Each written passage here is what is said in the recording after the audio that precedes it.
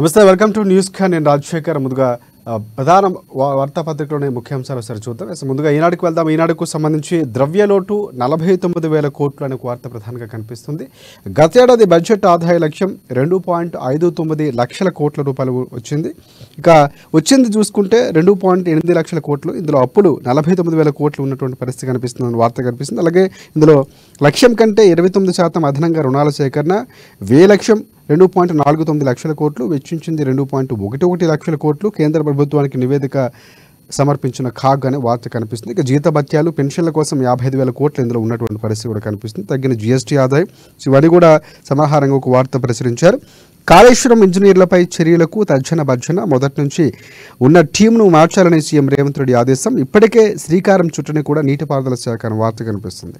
ముస్లింల ఓబీసీ హోదా రద్దు, పశ్చిమ బెంగాల్లో 77 ఉపకులాలకు కల్పించిన వెసులుబాటుకు సంబంధించిన చట్ట విరుద్ధం. కోల్కతా హైకోర్టు సంచలన తీర్పునిచ్చింది. వాటిని ఓటు బ్యాంకుగా పరిగణించరాదంటూ కూడా వ్యాఖ్యానించినటువంటి పరిస్థితి. పరిగణించారని వ్యాఖ్య. తీర్పును ఆమోదించలేదన్న ముఖ్యమంత్రి మమత. ఆమె ఆమోదించమని కూడా చెప్పినటువంటి పరిస్థితి. రైల్వే కోల్ కారిడార్కు గ్రీన్ సిగ్నల్. రామగుండం నుంచి మనుగురు వరకు 207.80 కిలోమీటర్ల రైల్వే లైన్ నిర్మాణానికి నోటిఫికేషన్ జారీ. 4 జిల్లాల పరిధిలో భూసేకరణకు ఉత్తర్వులు. తెలుగు రాష్ట్రాల అభివృద్ధికి ఏపీ ప్రభుత్వం కలిసి కృషి చేస్తామంటూ కూడా సీఎం రేవంత్ రెడ్డి చెప్పినటువంటి నేను తిరుమల దర్శించుకున్నారో చిత్రపటం కనిపిస్తోంది. పిన్నెల్లి పరార్. హైదరాబాద్ సమీపంలోని రుద్రాన వద్ద కారు గుర్తింపు. ఏపీ పోలీసుల అదుపులో గన్మ్యాన్, డ్రైవర్. సినీ ఫక్కీలో తప్పించుకున్న ఎమ్మెల్యే. పిన్నెల్లి సోదరులు మంగళవారమే తమిళనాడు వెళ్ళినట్లు ప్రచారం అనే వార్త కనిపిస్తుంది. ఈవీఎంలు ధ్వంసం చేసిన సంబంధించినటువంటి వీడియోలు కూడా రిలీజ్ అయ్యాయి. సో అలాగే నెక్స్ట్ మనం ఆంధ్రజ్యోతి చూద్దాం. ఆంధ్రజ్యోతికి సంబంధించి ప్రధానంగా హద్దు దాటొద్దు అనే ఒక హెడ్లైన్ కనిపిస్తుంది. ప్రచారంలో శృతి మించొద్దని మీ స్టార్ క్యాంపెయినర్లకు చెప్పండి. బీజేపీ కాంగ్రెస్ అధ్యక్షులకు ఎన్నికల కమిషన్ హెచ్చరిక. కులం, మతం, జాతి, భాషలపై రెచ్చగొట్టే ప్రసంగాలు ప్రజాస్వామ్యాన్ని బలహీనపరచడం సరికాదు. మతపరమైన ప్రచారం తప్పంటూ ఈసీ ఆగ్రహం వ్యక్తం చేసినటువంటి పరిస్థితి. అలాగే ముస్లిం లీగ్, శక్తి వంటి పదాలు వాడకంపై కూడా అభ్యంతరం వ్యక్తం చేసింది. రక్షణ దళాలకు సంబంధించి రాజకీయాల్లోకి లాగొద్దని కూడా సూచిస్తూ నిన్న ఈసీ హెచ్చరికలు జారీ చేసినటువంటి పరిస్థితి కనిపిస్తోంది. పిన్నెల్లి పరార్, ఈవీఎంల ధ్వంసం కేసులో మాయం. ఇక దేశం దాటారా, ఇక్కడే ఉన్నారా, ప్రత్యేక బృందాలతో పోలీసులు వేట చేస్తున్నటువంటి పరిస్థితి. తెలంగాణలో ఉన్నట్లు సమాచారం. సంగారెడ్డిలో అరెస్టు చేసినట్లు వార్త కూడా వస్తుంది. పాలమూరులో ఓ పత్తి మిల్లులో బస, పోలీసులు వెళ్ళడానికి ముందే జంప్ అయినటువంటి పరిస్థితి ఉందంటూ కూడా ఒక వార్త కనిపించినటువంటి పరిస్థితి. మరొక వార్త చూసుకుంటే సంక్షోభంలో పంచాయతీలు అనే ప్రధానంగా ఒక వార్త కనిపిస్తుంది. నిధులు లేమితో వెనుభారం అవుతున్న నిర్వహణ, కేంద్ర రాష్ట్ర ప్రభుత్వాల నుంచి నిధులు బంద్. ఏడాదిన్నరగా నిలిచిపోయినటువంటి 4 నెలలుగా పెండింగ్లో ఉన్నటువంటి కేంద్రం నిధులు అనే వార్త కనిపిస్తుంది. విద్యుత్ బిల్లులు, విధి దీపాల నిర్వహణ, కార్మికుల వేతనాలు, ట్రాక్టర్ డీజిల్కు కష్టాలే. పదవిలో ఉండగా సర్దుబాటు చేసిన సర్పంచులు, ప్రత్యేక అధికారుల పాలనతో మరిన్ని ఇక్కట్లు. అప్పులు చేసి కడుతున్నామంటున్నటువంటి అధికారులు. నిధులు వస్తేనే పంచాయతీల అభివృద్ధి. ప్రధానంగా పంచాయతీల అభివృద్ధి అక్కడ నత్తనడక ఉన్నటువంటి పరిస్థితి. పట్టభద్రులారా మీరు మోసపోతారంటూ కూడా కేటీఆర్ వ్యాఖ్యలకు సంబంధించి ఒక వార్త కనిపిస్తోంది. సంక్రాంతికి సన్న బువ్వ అనే వార్త కనిపిస్తుంది. 3,000 కోట్ల రూపాయలతో పంట బీమా పథకం అనే వార్త. అలాగే రైతులు సీఎం బెదిరిస్తున్నారు అనేటువంటి వ్యాఖ్యలు కూడా కిషన్ రెడ్డికి సంబంధించి చేసిన వ్యాఖ్యలకు సంబంధించి ఒక వార్త కనిపిస్తుంది. దొడ్డు రకం సాగైతే గడ్డు కాలమే అనేలా రేవంత్ తీరు. ప్రజాగింజ కొంటామని కేంద్రం చెబుతున్న జాప్యమేళ అనే వార్త కూడా ప్రధానంగా కనిపిస్తున్నటువంటి పరిస్థితి కనిపిస్తోంది. అలాగే సాక్షి చూద్దాం. సాక్షికి సంబంధించి ప్రధానంగా వాణిజ్య పారిశ్రామిక కేటగిరీలకు విద్యుత్ ఛార్జీల పెంపు యోచన, ఆదాయం పెంచుకునే మార్గాలపై విద్యుత్ సంస్థల దృష్టి అని ఒక వార్త కనిపిస్తున్నటువంటి పరిస్థితి. అలాగే ప్రతిష్టాత్మకంగా తీసుకోవాలి. నల్గొండ, ఖమ్మం, వరంగల్ జిల్లా పట్టభద్రుల ఎమ్మెల్సీ ఉప ఎన్నికకు సంబంధించి సీఎం రేవంత్ రెడ్డి కొన్ని వ్యాఖ్యలు చేశారు. అలాగే ఆలయ వెలుపల కుటుంబ సమేతంగా సీఎం రేవంత్ రెడ్డి తిరుమల శ్రీవారిని దర్శించుకున్న వార్త కూడా కనిపిస్తుంది. గేటులో గూండాగిరి.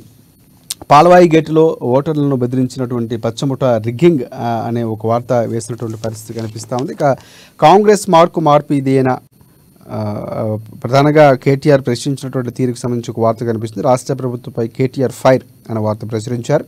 సోనియాను ఏ ప్రాతిపదికన ఎలా పిలుస్తారు, 1,500 మంది ఉద్యమకారులు పట్టున పెట్టేందుకు అంటూ కూడా కొన్ని వ్యాఖ్యలు చేస్తూ సోనియాను దెయ్యమన్న రేవంత్ ఇప్పుడు ఆమెకు దేవత అయ్యారా, 90% మంది రైతులు దొడ్డు రకం ఓట్లు వస్తుంటే సన్ రియల్కే బోనస్ ఇస్తారా, అసలు ఎందుకు పిలుస్తున్నారంటూ కూడా కొన్ని ప్రశ్నలు సంధించినటువంటి పరిస్థితి.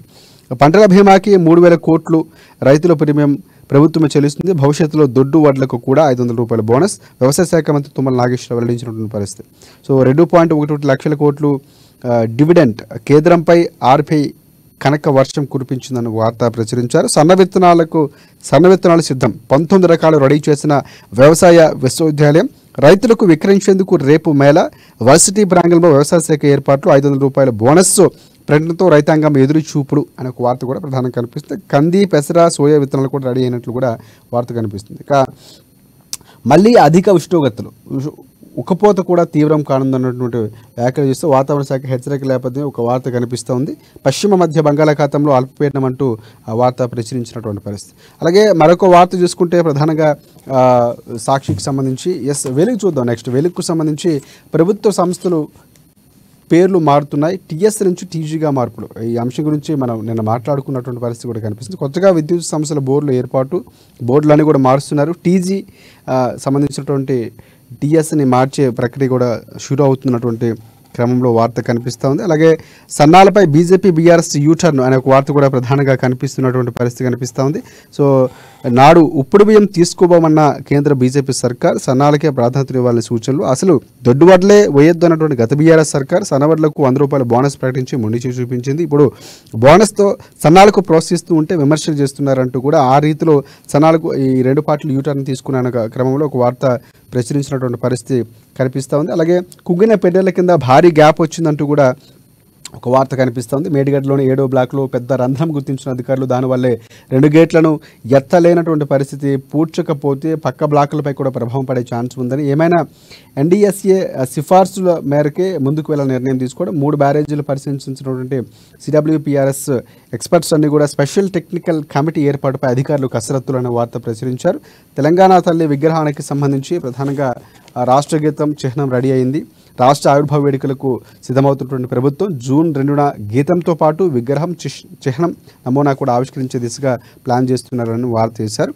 తిరుమలలో సీఎం రేవంత్ రెడ్డి ఫ్యామిలీతో కలిసి శ్రీవారి దర్శనం అనే వార్త కనిపిస్తుంది. ఉమామహేశ్వరరావు ల్యాప్టాప్లో అవినీతి గుట్టునట్టు బినామీల పేర్ల మీద భారీగా కూడబెట్టిన ఏసీపీ అనే వార్త కనిపిస్తుంది. 40 హోటల్స్పై కేసులు. హైదరాబాద్లో కొనసాగుతున్నటువంటి ఫుడ్ సేఫ్టీ వింగ్ దాడులు. జిహెచ్ఎంసీ అధికారులతో కలిసి తనిఖీలు. గత నెల 16 నుంచి 90 చోట్ల రైడ్స్ నిర్వహించారు. పూర్తిగా ఎక్కడికక్కడ కలుషితమైనటువంటి ఆహారం, ప్రమాదకరమైనటువంటి ఆహారాన్ని గుర్తిస్తూ ఫుడ్ సేఫ్టీ అధికారులు వివరాలు వెల్లడిస్తున్నారు కూడా. పిన్నెల్లిని అరెస్టు చేయండి, ఈవీఎం ధ్వంసం ఘటనపై ఏపీ పోలీసులకు ఈసీ ఆదేశం. ఎమ్మెల్యేపై లుకౌట్ నోటీసులు జారీ చేసినటువంటి పరిస్థితి. ఆ వార్త కూడా ప్రధానంగా హెడ్లైట్ అవుతుంది. బెంగాల్లో 210 నుంచి జారీ చేసిన ఓబీసీ సర్టిఫికేట్ల రద్దు.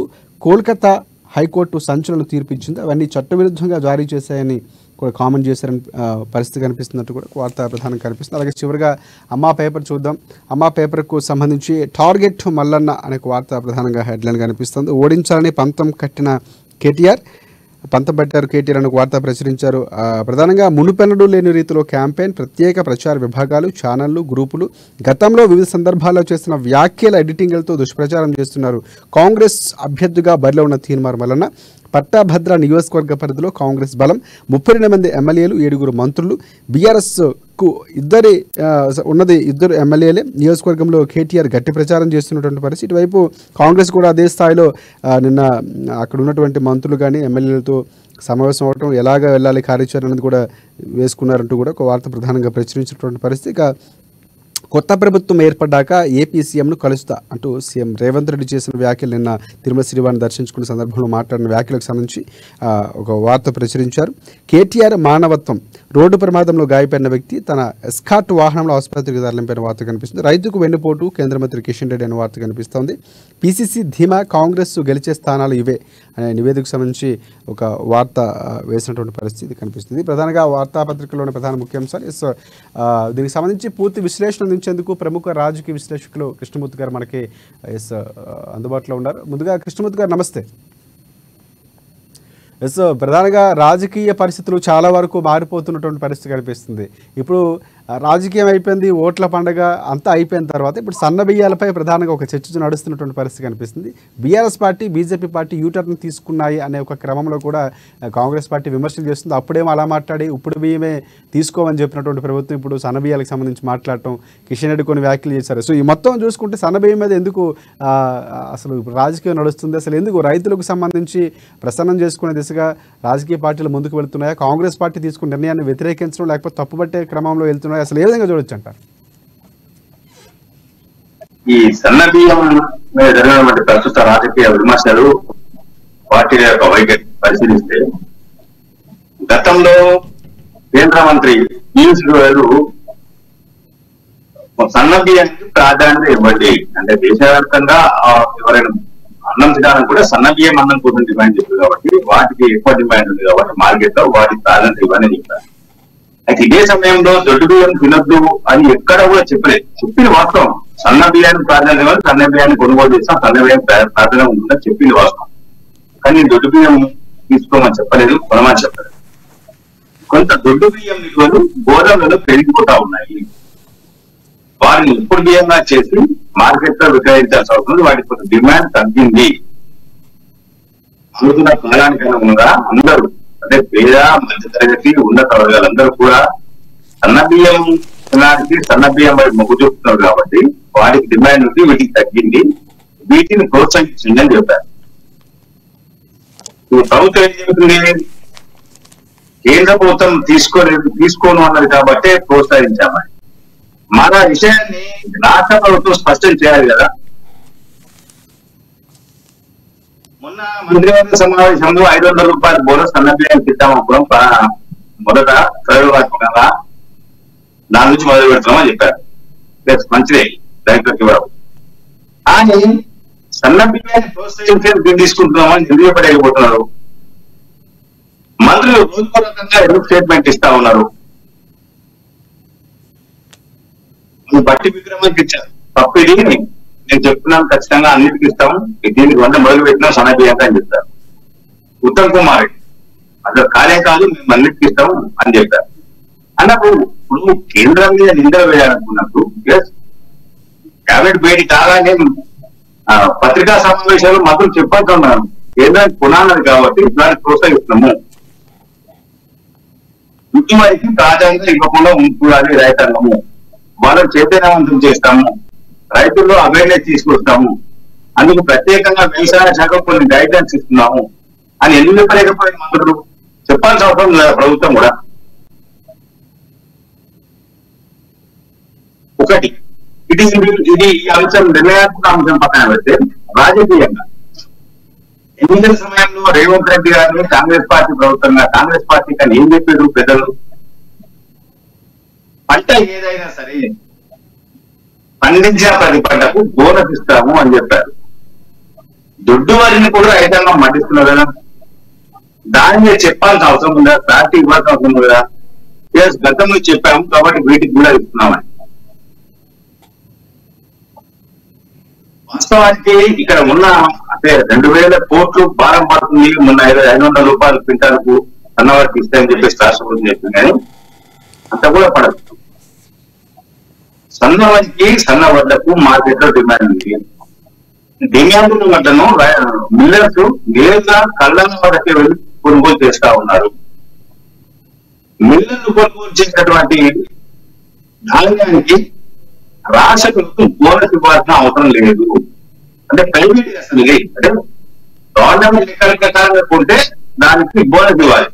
ప్రైవేట్ గా రైతాంగం అమ్ముకోవడం, ప్రైవేట్ గా బిజినెస్ వ్యాపారస్తులు కొనుగోలు చేసినప్పుడు అసలు ఇవ్వాల్సిన అవసరం లేదు. సన్నవరి కాబట్టి కొంత ఆర్థిక భారం తగ్గే అవకాశం ఉంది. దొడ్డు వాటి రైతు ఎట్టుకోవాలి. దొడ్డు వాట్ల వల్ల కలిగేటువంటి లాభం గురించి అంటే కొంత 2 నెలల కాల పరిమితి వాళ్ళకు మిగులుతుంది రైతాంగానికి. అంటే కష్టం తప్పుతుంది, దాదాపు నెలన్నర కష్టం తప్పుతుంది. వాళ్ళ అంటే బయట ముందుకు వస్తుంది, ధాన్యం కూడా ముందు వస్తుంది. అంటే సన్నవారికి దొడ్డు వారికి వానాకాలంలో జూన్ జూలైలో వేసినప్పుడు అక్టోబర్ నవంబర్ లో దొడ్డు వారి వస్తుంది, నవంబర్ డిసెంబర్ లో సన్నవారి వస్తుంది, ధాన్యం వస్తుంది. అంటే నెలలో గ్యాప్ మిగులుతుంది రైతాంగాన్ని. దాని గురించి రైతాంగం ఆలోచన చేసి వాళ్ళు వేస్తా ఉన్నారు. కొంత కష్టం తప్పుతుంది, సాగు తప్పుతుంది. అంటే ప్రభుత్వం కృష్ణమూర్తి గారు అన్నప్పుడు రాష్ట్ర ప్రభుత్వం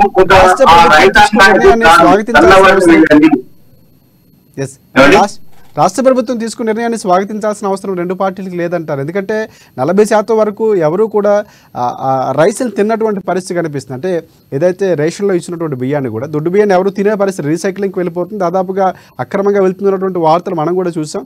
ఇక్కడ ప్రభుత్వం నిర్ణయం తీసుకోవడం అనేది ఒక రకంగా స్వాగతించాల్సిందని కూడా కొంతమంది చెప్తున్నటువంటి పరిస్థితి. కానీ ఇక్కడ విమర్శలు చేయడం అంటే ఉప్పు నిల్వ చేసే అవకాశాలు లేవు, మీడియా నిలబెట్టుకోవాలని చెప్తున్నారు. డబ్బులు ఇస్తున్న కేంద్ర ప్రభుత్వం. అసలు మొత్తము ధాన్యం కొనేదంతా కూడా కేంద్ర ప్రభుత్వమే. రాష్ట్ర ప్రభుత్వానికి నయా పైసా పని లేదు, నయా పైసా ఖర్చు అయ్యేది లేదు. ఎందుకంటే రాష్ట్ర ప్రభుత్వం ఓన్లీ మీడియేటర్, మధ్యవర్తిత్వం చేయడం. ఇక్కడ ఇంకోటి గతంలో కొనుగోలు చేసి ఎఫ్సిఐకి అప్పగించాల్సిన అవసరం ఉంది. ఆ కొనుగోలు సంబంధించిన ధాన్యము వీటన్నిటికి కావాల్సిన డబ్బులను నాబార్డు లాంటి సంస్థల ద్వారా టెంపరీగా లోన్ ద్వారా తీసుకొని కేంద్ర ప్రభుత్వం చెల్లించబెట్టి మళ్ళీ వాటికి ఆ సంస్థలు లోన్ తీసుకుంటారు. అంటే గతంలో బీఆర్ఎస్ కూడా 150 నుంచి 100 రూపాయలు ఇచ్చి 150 రూపాయలు బోనస్ ఇచ్చే అవకాశం ఉంది, సన్నవడ్లనే పండించండి అని చెప్పే దిశగా కూడా చెప్పినటువంటి పరిస్థితి. కానీ ఆ పార్టీ కూడా అలాంటి వ్యాఖ్యలే చేస్తుంది. మళ్ళీ ఇప్పుడు సన్నవడ్ల మీద పడింది, కేటీఆర్ కూడా అదే వ్యాఖ్యలు చేశారు. బీఆర్ఎస్ కాంగ్రెస్ మనం ఏమని అనుకుంటాం కదా, రెండు ఒకటే దాంట్లో వెళ్తా ఉన్నాయి. రెండు ఒకటే కాదు. ఆ పార్టీకి ఈ పార్టీకి డిఫరెన్స్ ఏం లేదు.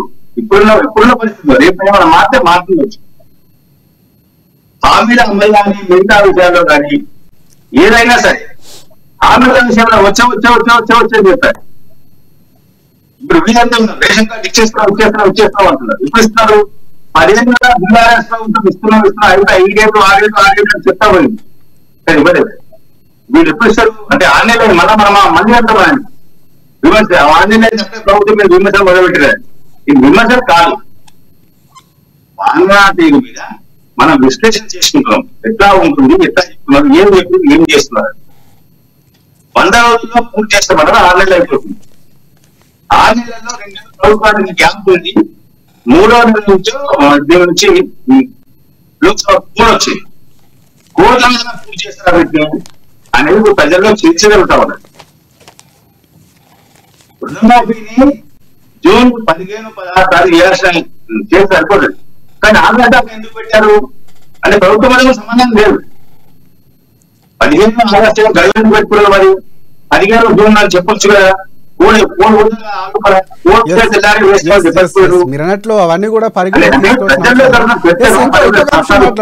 కృష్ణమూర్తి గారు, ఇంకొక అంశం ప్రధానంగా కాంగ్రెస్ పార్టీకి సంబంధించి కేటీఆర్ కొన్ని విమర్శ చేశారు. కాంగ్రెస్ పార్టీ మార్కు పాలన అదేనా మార్పు ఇంటే ఇదేనా అని కూడా ప్రశ్నిస్తూ అని కొన్ని కరెంటుకు సంబంధించి కోతలు ఉన్నాయి. మరోవైపు కాలుతున్నటువంటి ట్రాన్స్ఫార్మర్లు, సీఎం రేవంత్ రెడ్డి ఒక మెజిషియన్ లాగా చేస్తున్నారు, మొదటి రోజే మోసం చేసినటువంటి కాంగ్రెస్ పార్టీ అని చెప్పి కొన్ని వ్యాఖ్యలు చేసినటువంటి పరిస్థితి. పార్టీకి ఎమ్మెల్సీ ఎన్నికల్లో బుద్ధి చెప్పాలని కూడా నిన్న ఆయన కాంగ్రెస్ పార్టీకి సంబంధించి విమర్శలు చేసినటువంటి పరిస్థితి కనిపిస్తోంది. అంటే ఎంజీఎంలో తెలంగాణలో ఉన్నటువంటి ప్రధాన ఆసుపత్రులలో వరంగల్ ఎంజీఎం హాస్పిటల్ పెద్దది. గాంధీ ఉస్మానియా తర్వాత తెలంగాణ ఉన్న పెద్ద హాస్పిటల్లో ఎంజీఎం ఒకటి. దానికి ఒక చరిత్ర కూడా హాస్పిటల్లో 5 గంటలు కరెంటు లేదు.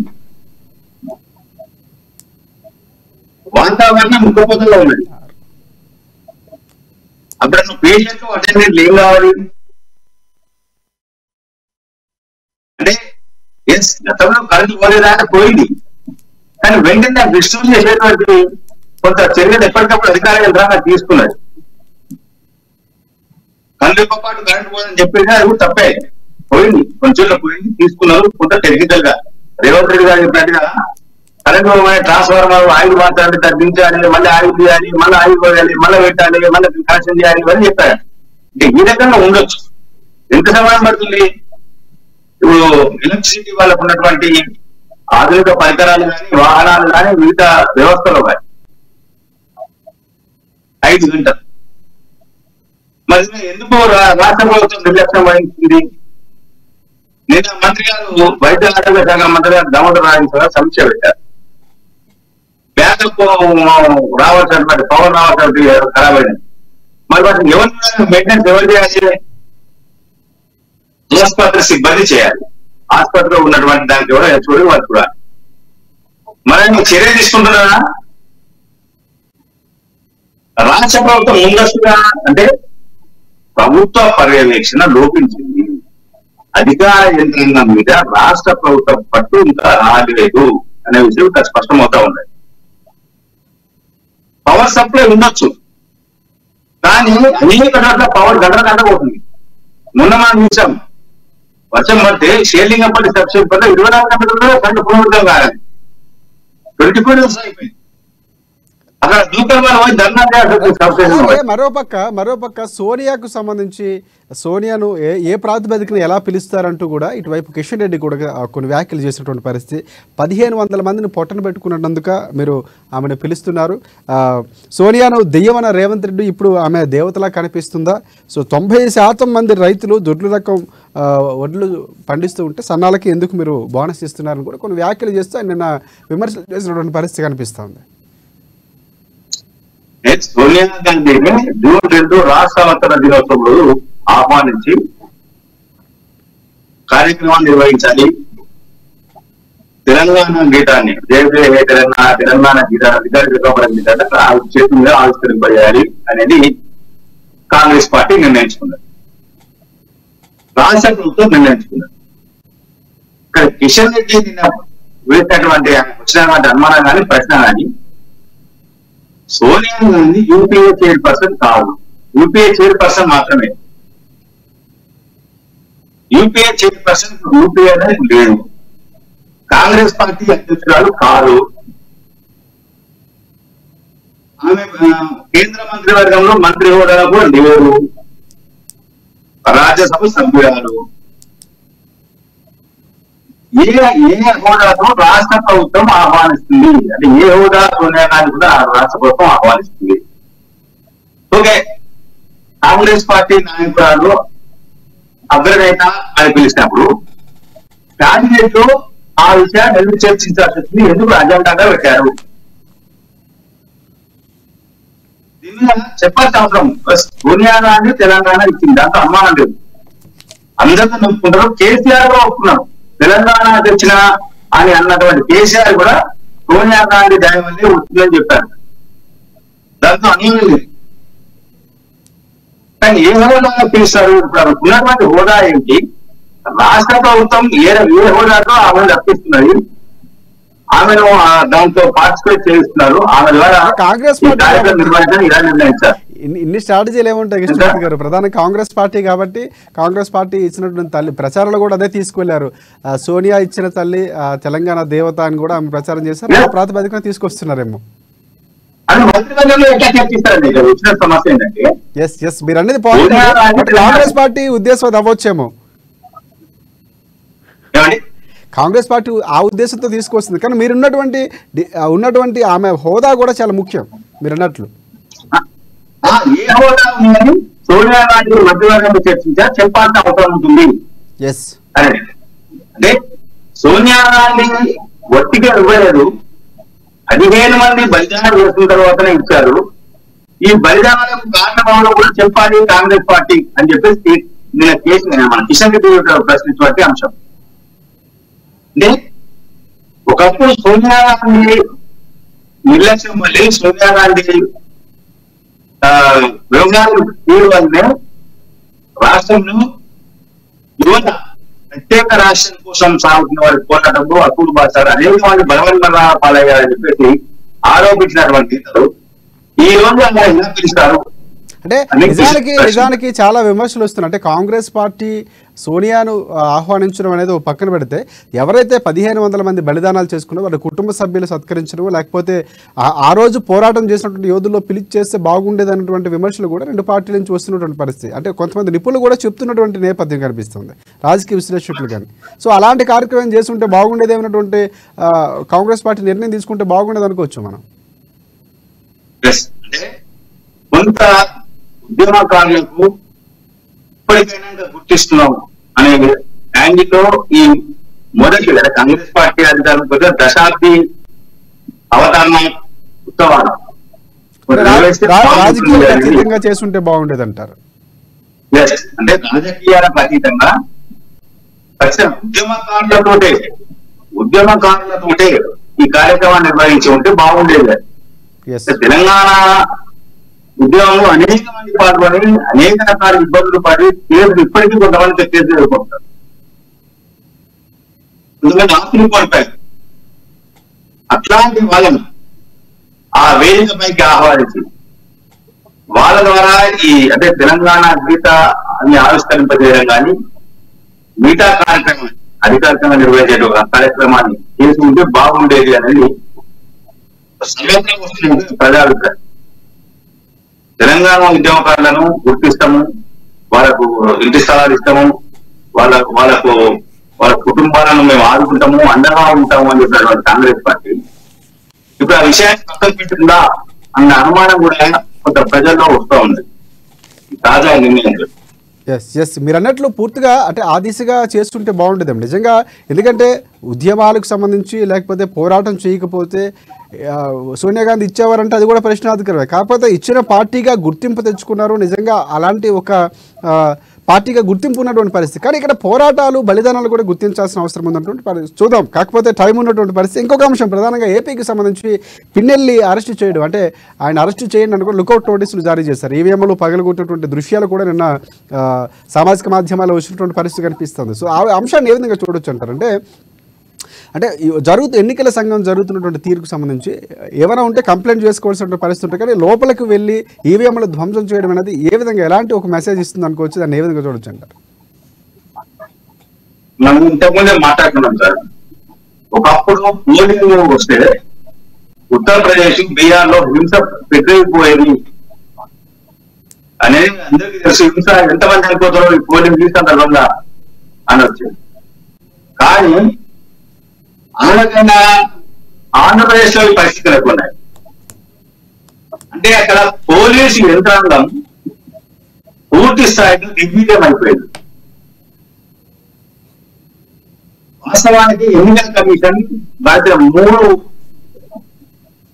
నెలలుగా అంటే పోలింగ్ షెడ్యూల్ ప్రకారం 3 నెలల ముందు నుంచి అక్కడ పరిస్థితుల మీద అంచనా వేసుకుంటూ వస్తా ఉన్నది. అధికారులతో సమావేశాలు పెడతా ఉన్నది. సిఎస్ తోటి డీజీతో తరచూ సమావేశాలు పెట్టి వీడియో కాన్ఫరెన్స్ నిర్వహించింది. పరిస్థితి మీద అవగాహన వచ్చింది. పోలీసు బందోబస్తు అంటే 3 రకాలుగా విభజించుకున్నాం. అంటే A category, B category, C category. అంటే రిస్క్ ఎక్కువగా ఉన్న పోలింగ్ కేంద్రాల్లో కొంత బందోబస్తును ఖచ్చితంగా పెట్టాలి. అవసరమైన సెంట్రల్ కోర్టు ఆ పోలింగ్ కేంద్రాలు ఉంచండి. కానీ రాష్ట్ర ప్రభుత్వము ఆ రకంగా తీసుకుని రాష్ట్ర అధికార యంత్రాంగం ప్రభుత్వం రాష్ట్ర అధికార యంత్రాంగం ఆ కోణంలో తీసుకోలేదు. దీంతో అక్కడ ఉన్నవాడి అధికార పార్టీ నేతలు ఉచ్చలవిడిగా రెచ్చిపోయారు. అంటే తన మీద భవిష్యత్తులో ఎలాంటి చర్యలు ఉండే అవకాశం కనిపిస్తుంది? అంటే ఈసీ చాలా ఆగ్రహం వ్యక్తం చేసింది, లుకౌట్ నోటీసులు జారీ చేసింది. అంటే భవిష్యత్తులో ఇలాంటి ఘటనకు పాల్పడితే ఎమ్మెల్యే పైన కానీ లేకపోతే ఎవరిపైన అంటే ఇలాంటి వ్యాఖ్యలు చేసినటువంటి ఇలాంటి ధ్వంసం చేసినటువంటి కేసులో ఎలాంటి నిర్ణయాలు తీసుకునే అవకాశం? అంటే పోలీసుల వైఫల్యం మీరంటే స్పష్టంగా కనిపిస్తుంది. లోపలికి వెళ్ళి ధ్వంసం చేసేంత వరకు విజువల్ చూసినా కూడా ఎవరు ఆపే ప్రయత్నం చేయలేదు. తర్వాత ఎవరో వచ్చి వాదించే ప్రయత్నం చేస్తారు. ఆయన టీడీపీకి సంబంధించిన వ్యక్తిగా చెప్తున్నటువంటి పరిస్థితి. కానీ ఇక్కడ ఎక్కడ కూడా పోలింగ్లో ఉన్నటువంటి అధికారులు కానీ పీఓలు కానీ పోలీస్ వ్యవస్థ ముందు ఆపాల్సినటువంటి పోలీస్ వ్యవస్థ, ఎందుకంటే 144 సెక్షన్ అమల్లో ఉంటుంది. ఒకరు వచ్చినా లోపలికి వెళ్ళా అదంతా ఖచ్చితంగా జరుగుతుంది. కానీ అక్కడ ఆపే ప్రయత్నం చేయలేదు పోలీసులు. ఖచ్చితంగా వారి నిర్లక్ష్యం కనిపిస్తున్నటువంటి పరిస్థితి. కానీ ఎలాంటి చర్యలు తీసుకునే అవకాశం ఉంది ఈసీ? నమోదైనటువంటి అంటే ఈసీ ఆదేశాల మేరకు రాష్ట్ర పోలీస్ శాఖ చేసినటువంటి నమోదైన కేసు అంటే పెట్టినటువంటి సెక్షన్లు వీటిని పరిశీలిస్తే ఖచ్చితంగా 7 నుంచి 12 సంవత్సరాల శిక్ష పడే అవకాశం ఉంటుంది. 7 సంవత్సరాల నుంచి 12 సంవత్సరాల శిక్ష పడే అవకాశం. అయితే రేపు ఈసీ కోల్పోయిన తర్వాత మళ్ళా కేసుని రాష్ట్ర ప్రభుత్వం అధికారంలోకి చేస్తాయి. ఈ ఎవిడెన్స్ అప్పటికైనా ఉంటాయా? అక్కడ నుంచి రాజకీయాలకు అనుకూలంగా మారిపోతూ ఉంటాయి అంటారు. దర్యాప్తు అధికారులు ఏ రకంగా వ్యవహరిస్తారనేది మనకు చూడాల్సిన అవసరం. ఈ రోజు వరకైతే ఓకే. అసలు వాస్తవానికి ఈసీ కూడా చాలా ఆలస్యంగా తీసుకునేది. 13వ తారీఖు నాడు జరిగితే 23 తారీఖు దాదాపుగా 10 10 రోజులు రోజులు. ఎస్. 10 రోజులు తర్వాత దీనికి చర్య తీసుకున్నాం. వెంటనే చర్య తీసుకుంటే బాగుండేది. ఆ వీడియో బయటికి రావటం, ఆ వీడియో బయటకు వచ్చిన తర్వాత చర్యలకు ఉపక్రమించింది. అధికారులు ఏం చెప్పారు, ఈసీతో పాటు పోలీస్ శాఖ వారు కూడా ఇక్కడ ఏం జరగదు ప్రశాంతంగా ఉంది అని. వాస్తవానికి అక్కడ మనకు వీడియోలో కనబడుతుంది. Yes. ఈవీఎం మొత్తం బదులు కొట్టింది. మరి దాంట్లో ఉన్న డాక్టర్ ఉందా అంటే ఉంది అంటున్నారు. అది ఎంతవరకు వాస్తవము?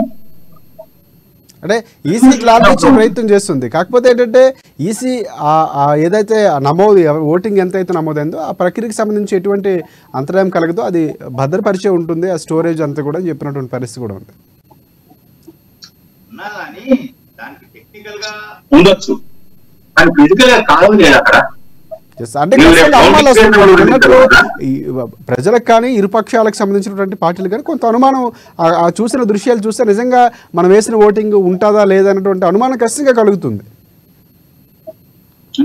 కౌంటింగ్ సందర్భంగా ఈవీఎంలు ఫిజికల్ గా వెరిఫికేషన్ చేసిన తర్వాత దాంట్లో ఏ పార్టీకి వెళ్ళొచ్చు కానీ ఫిజికల్ గా చూసిన తర్వాత బటన్స్ వచ్చి ఏ పార్టీ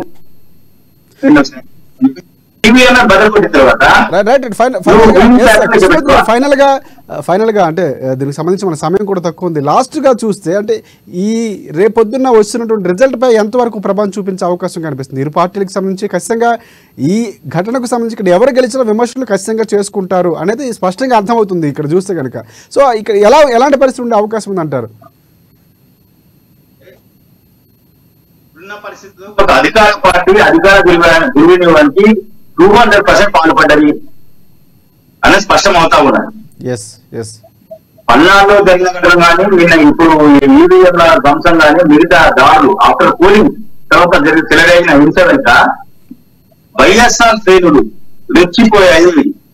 అమాయక ప్రజలను వైజాగ్ లో మీరు మొన్న మనం చూసాం, వైజాగ్ లో మేము డబ్బులు ఇచ్చాం ఓటేమని, కానీ ఇప్పుడు టీడీపీ చేస్తారా అని చెప్పేసి ఒక ఇంట్లోకి వెళ్ళి వైసీపీ కార్యకర్తలు ఆ కుటుంబ సభ్యులను కొట్టారు, చిత్రహింసలు గురి చేశారు. అంటే ఓటు వేసామని స్టాటస్ పెట్టినా కూడా వెళ్ళి చితకబాదినటువంటి సందర్భాలు చూసి ఇరు పార్టీల నుంచి జరుగుతున్నా. కాకపోతే మీరు అన్నట్లు ఎక్కువగా ఈ పార్టీకి వచ్చినటువంటి పరిస్థితి ఒకటి సార్, ఇరు పార్టీలు కాదు, మీరు నన్ను పరిపట్టంగా ఒకటి కొట్టాల్సిన అవసరం వస్తుంది ఖచ్చితంగా. మీరు కొట్టిన పని వదిలేసి నేను వచ్చి ఒకటి ఆయన కూడా ఆలోచించా కొంత ఆత్మరక్షణ కోసం ప్రయత్నం చేయాల్సి వస్తుంది. ఎంత బలహీనం ఉండొచ్చు కానీ ఆత్మరక్షణ కోసం ప్రతిఘటిస్తారు ఎవరైనా. ఇంకోటి ముందు అధికార పార్టీ ఏం చేసింది, ముందు మీరు నన్ను ఎందుకు కొట్టారు దాని గురించి ఆలోచించిన తర్వాత నేను కొట్టిన విషయం నేను చెప్పాల్సుకుంటూ చెప్తాను. నేను ఎందుకు కొట్టినా ముందు మీరు కొట్టిందని చెప్పాలి కదా. మీరు కొట్టిందని నేను కొట్టింది చూసి కొట్టారు వాళ్ళని కొట్టిందని చెప్పాలి. చాలా నాకు తెలిసి మన పరిచయంలో 90% వైసీపీ దాడులు జరిగాయి, 10% టీడీపీ దాడులు జరిగినాయి సార్. జరగలేదు కాదు, వైఎస్ఆర్ ఇటువైపు కొంతమంది దాడులు చేశారు, అటువైపు కొంతమంది దాడులు చేశారు. అంటే చూసిన సంఘటనలు నివేదికలన్నీ కూడా వైసీపీకి సంబంధించి ఎక్కువ దాడులు జరిగినటువంటి పరిస్థితి కనిపిస్తుంది. మాట్లాడదాం మళ్ళీ జూన్ 4 వరకు పరిస్థితి ఎలా ఉండబోతున్నాయి, దీని అంశాలు కూడా మళ్ళీ రేపు డిబేట్లో మళ్ళీ మాట్లాడదాం మనం. ప్రధానంగా చాలా సంచలనం సృష్టించింది అనుకోవచ్చు ఈ అంశం అనేది, ఈవీఎంలని ధ్వంసం చేయడం అనేది. మీరు అన్నట్లు ఎన్నికలపై కూడా రిజల్ట్పై కూడా ప్రభావం ఉండే అవకాశం కూడా ఉంది. థ్యాంక్ యూ విశ్లేషణలో పాల్గొని మీ అభిప్రాయం తెలియజేసినందుకు కృష్ణమూర్తి గారు. ఇది ఇవాల్టి న్యూస్ కాన్. రేపటి న్యూస్ కాన్లో మళ్ళీ మనం కలుసుకుందాం. అంతవరకు చూస్తూనే ఉండండి అమ్మా న్యూస్, నిజం కోసం జనం కోసం.